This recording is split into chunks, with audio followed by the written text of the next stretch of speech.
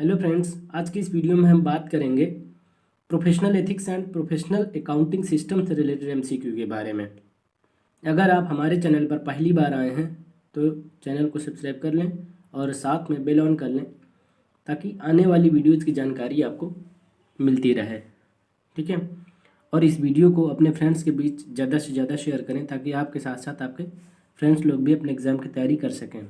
ठीक है, और जो पेपर आप पढ़ चुके हैं उसको बीच बीच में रिवाइज करते रहें। तो चलिए वीडियो में हमारे साथ अंत तक बने रहिएगा। बात करते हैं एमसीक्यू की। क्वेश्चन नंबर पहला क्या कहता है कि अधिवक्ता के अपने मुवक्किल के प्रति कौन कौन से कर्तव्य हैं। ठीक है, तो आपको याद रखना है। देखिए, अधिवक्ता का अपने मुवक्किल के प्रति कर्तव्य है कि मुवक्किल के हितों की रक्षा निर्भय होकर करना। ठीक है, और ऐसे मामले में उपस्थित न होना जिसमें वह गवाह हो सकता है। ठीक है, और अपने मुवक्किल के निर्देशों पर ही कार्य करना। ठीक है, तो यहाँ पर आपका डी ऑप्शन सही होगा, ये सभी। ठीक है, क्वेश्चन नंबर दूसरा क्या कहता है कि क्या एक अधिवक्ता समाश्रित फीस, ठीक है, समाश्रित फीस मतलब मुकदमे की सफलता पर आधारित फीस, समझ गए, का अनुबंध कर सकता है। तो क्या कर सकता है? नहीं, नहीं कर सकता। यहां पर आपका बी ऑप्शन सही होगा। क्वेश्चन नंबर तीसरा क्या कहता है?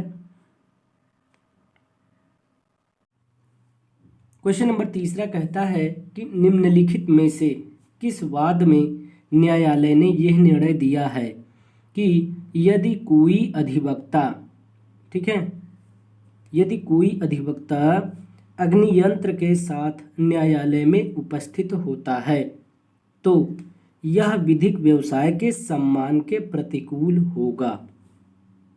तो किस वाद में न्यायालय ने यह निर्णय दिया है? तो वाद आपको बताना है UP sales tax service association बनाम टैक्सेशन बार एसोसिएशन वाद में। ठीक है, तो यहाँ पर आपका ए ऑप्शन जो है बिल्कुल सही होगा।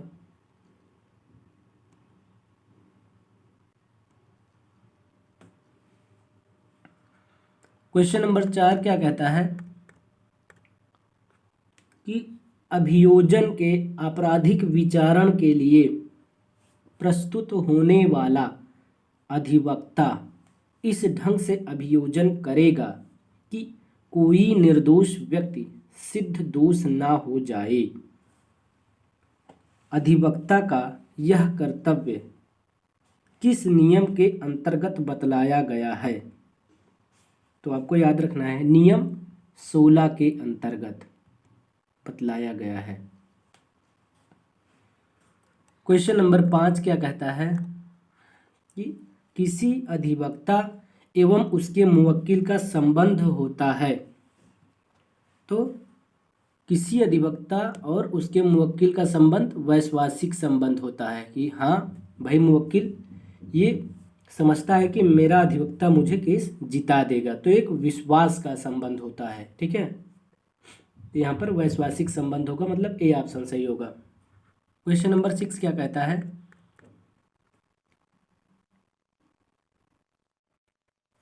क्वेश्चन नंबर 6 कहता है कि कोई भी अधिवक्ता मुवक्किल द्वारा उसमें रखे गए विश्वास का दुरुपयोग नहीं करेगा।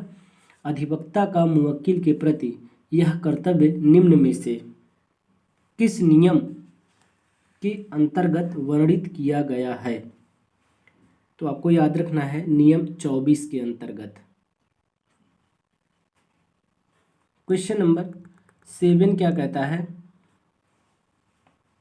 कि निम्नलिखित में से किस वाद में न्यायालय ने यह मत व्यक्त किया है कि यदि कोई अधिवक्ता अपने मुवक्किल की ओर से प्राप्त धन को मांग के उपरांत भी मुवक्किल को वापस नहीं देता है तो वह व्यावसायिक औचार का दोषी होगा। तो आपको याद रखना है कि इस वाद में तो वाद याद रखना है भैया, प्रहलाद शरण गुप्ता बनाम बार काउंसिल ऑफ इंडिया वाद में। ठीक है। क्वेश्चन नंबर 8 क्या कहता है कि अधिवक्ता अपने मुवक्किल के धन का लेखा जोखा रखेगा। यह प्रावधान भारतीय विधिज्ञ परिषद द्वारा बनाए गए किस नियम के अंतर्गत वर्णित है? तो नियम 25 के अंतर्गत। क्वेश्चन नंबर 9 क्या कहता है कि अधिवक्ता अधिनियम की कौन सी धारा केवल अधिवक्ताओं के मान्यता प्राप्त वर्ग को ही विधि व्यवसाय करने के लिए अधिकृत घोषित करती है? तो कौन सी धारा है? धारा 29, याद रखिएगा। आगे बात करते हैं क्वेश्चन नंबर 10 की। क्वेश्चन नंबर 10 क्या कहता है? यदि कोई अधिवक्ता किसी संगठन, संस्था, समाज अथवा निगम की कार्यकारिणी समिति का सदस्य है तो क्या वह ऐसे संगठन, संस्था, समाज अथवा निगम के पक्ष या विरोध में किसी न्यायालय अथवा अन्य प्राधिकारी के समक्ष उपस्थित हो सकता है? तो नहीं उपस्थित हो सकता। यहाँ पर आपका बी ऑप्शन बिल्कुल सही होगा। क्वेश्चन नंबर 11 क्या कहता है कि किसी सामाजिक समारोह के अवसर पर किसी अधिवक्ता द्वारा पट्टियां अथवा गाउन को पहनना क्या व्यवसाय आचार के अंतर्गत उचित है? समझ रहे हो ना बात को? जो आपका पोशाक है वो कहा जा रहा है कि किसी अधिवक्ता द्वारा, मान लीजिए सामाजिक समारोह के अवसर पर किसी अधिवक्ता द्वारा पट्टियां अथवा गाउन को पहनना क्या व्यावसायिक आचार के अंतर्गत उचित है?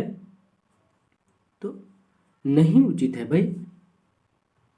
अगर किसी सामाजिक समारोह में आप जा रहे हैं भाई, आप कोई केस थोड़ी लड़ने जा रहे हैं कि हाँ आप न्यायालय में जा रहे हैं तो हाँ आप वहाँ जो है आपको जज के सामने मतलब बरी करवाना है अपने क्लाइंट को, तो वहाँ तो जा नहीं रहे हो भाई। आप समारोह में, किसी समारोह में जा रहे हो तो समारोह के टाइप का कपड़े पहन कर जाइए।